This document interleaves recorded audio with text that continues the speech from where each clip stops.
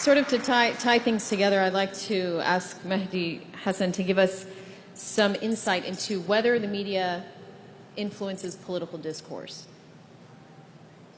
Thank you very much. Assalamu alaikum, everyone. Thanks for having me here. I too am very pleased to be sitting behind this podium with the best view of the hall. I'm going to start with a story. Forgive me all if you've heard this story, but George Bush, when he was president, the joke goes that he was holding a big event at the White House, big diplomatic dinner, world leaders from around the world, and a diplomat from a European country, he sees Bush and Tony Blair sitting in the corner, just whispering to each other. So he goes over in the corner, he says, Mr. President, Mr. Prime Minister, everyone's over there. What are you doing here in the corner? What are you whispering about? And they look at each other, and then they look at this guy, they look at the diplomat, and Bush says, we're planning World War III. And the diplomat says, World War III? Wow, that sounds bad. What's it going to involve? And Bush says, we're going to kill 14 million Muslims and one dentist. The diplomat says, one dentist? Why would you kill one dentist? And Bush smiles, he looks at Blair, he said, I told you no one would ask about the Muslims. And the problem is, we live in an age where no one asks about the Muslims. Politicians can say whatever they want in private or in public, and no one asks about the Muslims. And why does no one ask about the Muslims? Why do politicians across Europe, the West, the United States, Canada, Australia, why do they think they can say anything they like? Why do they think they can speak about the Muslim community in a way that they would never dream of, never dare of speaking about any other minority community or faith community?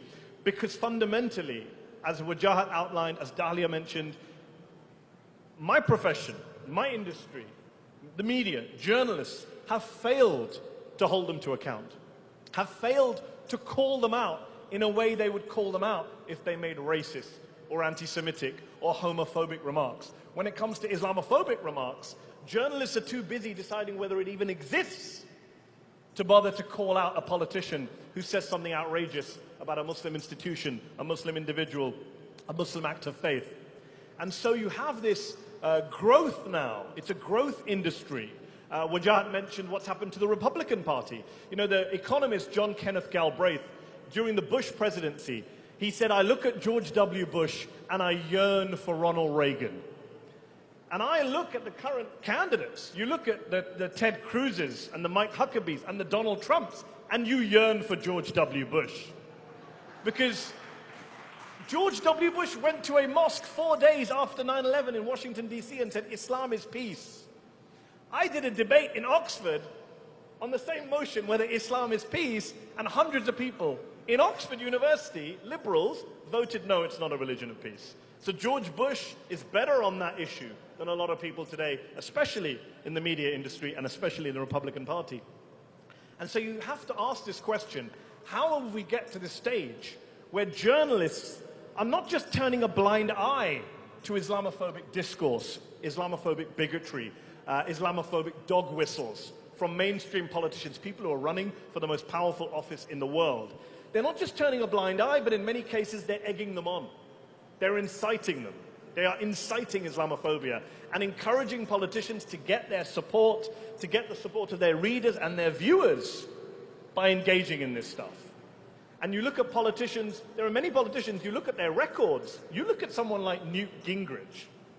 Newt Gingrich, 20 years ago, didn't care about Islam. Newt Gingrich only cared about taxes.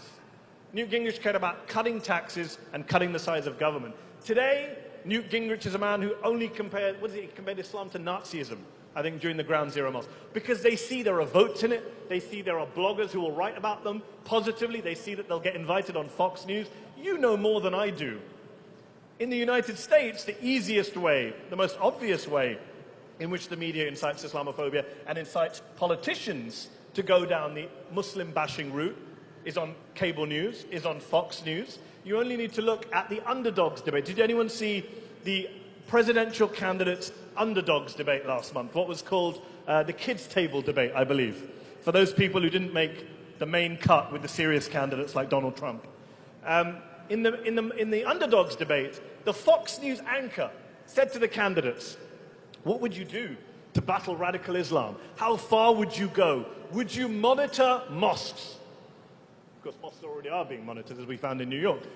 George Pataki, moderate governor of New York State, former moderate governor, not a Tea Party guy. Pataki jumps up and says, I'd shut mosques down. No one asked you to shut them down, George, but he says, I'll shut them down. Fox wants to know if I'm going to monitor them. I'm going to tell Fox, I'm going to shut them down. Would he ever say he would shut down a church or a synagogue without evidence of anything? Would he dream of even thinking it, let alone saying it on a national television platform? Senator Lindsey Graham. How many of you are aware of Senator Lindsey Graham? A man who has never come across a Muslim-majority nation he didn't want to invade, bomb, or occupy with other people's children. Lindsey Graham, a man who recently said, by the way, that anything in the Middle East that starts with al is bad news. Anything that starts with al. Algebra. Lindsey Graham says in the Fox News debate, he does this, you can watch it on YouTube, he says this. I don't know if it's a kind of declaration, a kind of pistol. He says, if I have to monitor mosques, I'll monitor mosques. These guys see the discourse. They see what's out there. Wujat mentioned money as well. The money that goes into the Islamophobia industry, the media discourse that promotes it, and the politicians who follow in line. And it's very easy for us to identify this stuff. The bigger issue is, what are we doing to take back that narrative? It's not easy. There are no silver bullets. I shouldn't say the word bullet at a Muslim conference, I apologize. But what are we doing about it? It's very easy to slam Fox News. It's very, very easy to slam Lindsey Graham. But these guys are getting away with their stuff. The Mike Huckabees, the Ted Cruzes, the Bobby Jindals. Oh, Bobby Jindal. A man so proud of his culture and heritage that he used Fair and Lovely for a painting of him when he was governor of his great state. Bobby Jindal, who says that Muslims in my country, the UK, are creating no-go zones. I think Muslims should set up no-idiot zones and keep Bobby Jindal out. But that's a different debate. Why do people like Jindal and Cruz and Huckabee, all these guys, why do they think that they can get away with this stuff? Because there's no countervailing pressure. If you are only pressured from one side, as a politician, you will do that one thing. Where is the countervailing pressure? Not just from Muslims, but from the left, from progressives, from people who care about racial equality. Where is that countervailing pressure where we're willing to stand up and take a stance? Look at what's happening with Trump and the Hispanic community. How many of you saw a couple of days ago peaceful protesters outside that beautiful piece of architecture that is the Trump Tower in Manhattan? Standing, and they got punched by Trump's security guards. And Jorge Ramos, Hispanic journalist, thrown out of a press conference by Trump. Because the Hispanic community is saying, we're not going to tolerate this from a guy who wants to be president, who's the leading candidate. And I wonder about us as a Muslim community. MashaAllah, you've come out here to Chicago, you've come to ISNA, you come year in, year out. But where is the momentum outside of these halls? Where is it out in the cities and towns and villages, the smaller states, that we can actually say politically we're going to get together and put on some of this pressure? Because we talk about the media discourse. The media discourse is one element. The lobbying element is another element.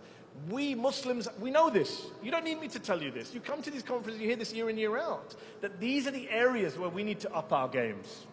Because the invaluable work that can be done to stop the very dangerous people who are coming down the road. I mean, I've just moved to the United States. You think I want to move back to the UK as soon as Donald Trump becomes president? I don't. It's not easy moving house. But this is a serious threat. These people with their discourses egged on by journalists. Franklin Delano Roosevelt met with a group of labor union leaders in the 1930s during the New Deal era, who said that he wasn't going far enough when it came to workers' rights. And they laid out what they wanted him to do. And FDR responded to this group of labor leaders. He said, I agree with you.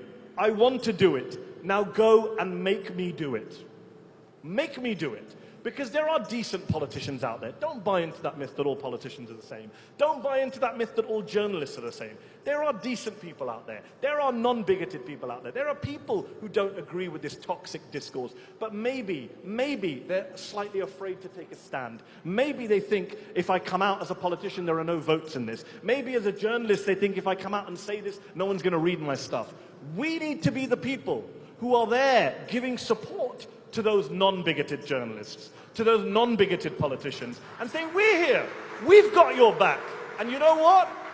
We want to win this battle, we're not going to win it alone. There's no way Muslims are going to win anything on their own.